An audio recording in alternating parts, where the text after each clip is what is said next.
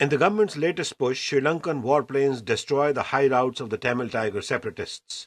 The government says these are among the last strongholds of the retreating rebels in the northern Jaffna Peninsula.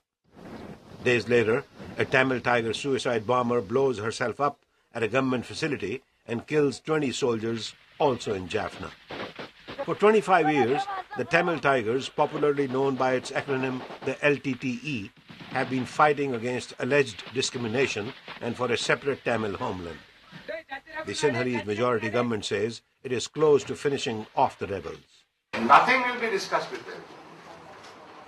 LTTE will be militarily destroyed. The military says this time it has pushed Tamil fighters into a small strip of land on the northeastern coast. United Nations aid agencies say almost 250,000 civilians are cornered along with the rebels in a roughly 300 square kilometer swath of jungle. Some experts say after the long struggle, the newly modernized army could now turn the tide against the rebels. Miriam Young of the US NGO Forum on Sri Lanka just returned from Colombo, which has bought modern weaponry from Pakistan and China.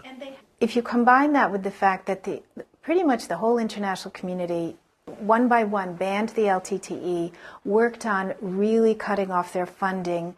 Last year, LTTE's Eastern Commander Karuna Amman joined the government, claiming the liberation movement had become a terrorist movement. Muthu Krishna Sarvanandan is a visiting professor from Sri Lanka. The decline of the LTTE began with the defection of the Eastern Command, because that was a very powerful source for fighters for them, suicide bombers for them to infiltrate the capital and the surrounding areas. LTTE rebels have staged sporadic attacks in eastern Sri Lanka, with Karuna's political party ruling the region.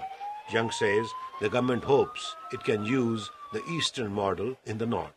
They will take care of the LTTE, they will then organize elections, they will get people in place there, and then they will encourage foreign governments to come in and help them develop. A military defeat, some say, would not end Tamil push under Velupillai Prabhakaran or another rebel leader. The leader of Sri Lanka's United Socialist Party, Siritunga Jayasuriya.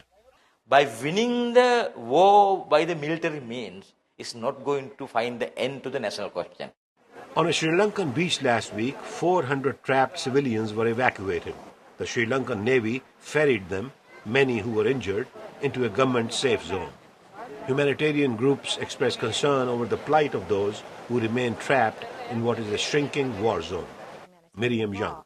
There has to be a humanitarian corridor established, but it must be monitored by the UN.